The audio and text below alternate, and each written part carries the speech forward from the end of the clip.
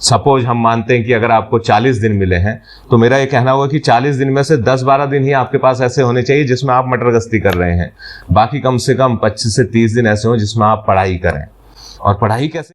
इस समय कई सारे हमारे साथी ऐसे होंगे जिनका समर ब्रेक हो रहा होगा और सेमेस्टर ब्रेक हो रहा होगा, करीब उनकी 40, 45, 50 दिन की छुट्टियां पड़ी होंगी।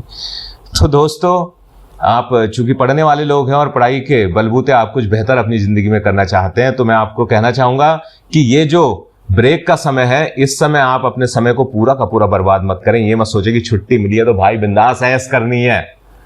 देखिए, ये जो स्टूडेंट लाइफ का समय है ना, यही एक ऐसा समय है जिस समय हमको बैलेंस रखना होता है, मजे करने में, मस्ती करने में भी और साथ ही संघर्ष करने में भी।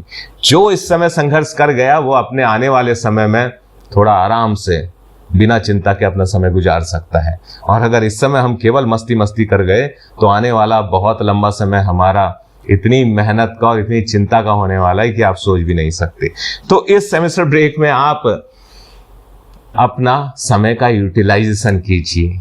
जो इतने दिन आपको मिले हैं, सपोज हम मानते हैं कि अगर आपको 40 दिन मिले हैं, तो मेरा ये कहना होगा कि 40 दिन में से 10-12 दिन ही आपके पास ऐसे होने चाहिए जिसमें आप मटर गश्ती कर रहे हैं। बाकी कम से कम 25 से 30 दिन ऐसे हों जिसमें आप पढ़ाई करें। और पढ़ाई कैसे करें उसको भी ऐसा सोच लीजिए कि हो सकता है आपके पास लाइब्रेरी की सुविधा है तो कुछ लोग लाइब्रेरी चले जाइए या फिर कुछ लोग घर में पढ़िए, लेकिन डेली 8 से 10 घंटे आप पढ़िए। जो रेस्ट आवर्स आपके बचते हैं उसमें मस्ती कीजिए, जो भी करनी है।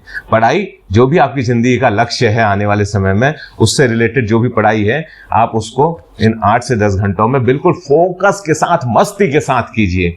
इसका फायदा आपको इतना मिलेगा, जिस दिन आप उस एग्जाम में बैठने, अपनी पढ़ाई पूरी करने के बाद, मतलब अपनी क्वालिफिकेशन लेने के बाद, अपनी एजुकेशन लेने के बाद, जो भी ग्रेजुएशन थी या पोस्ट ग्रेजुएशन, उसे लेने के बाद जब आप एग्जाम में बैठने वाले होंगे, तो उस समय आपका जो बेस है, जो फाउंडेशन है ना, वो बिल्कुल तैयार हो चुकी होगी और सिंगल शॉट में, एक ही बार में आपका एग्जाम निकलने को तैयार होगा।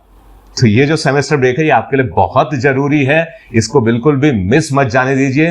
बेशक आप मस्ती कीजिए, लेकिन मस्ती के साथ संघर्ष भी कीजिए।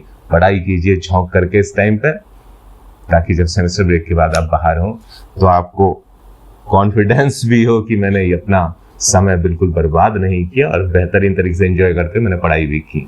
आपको बहुत शुभकामनाएं।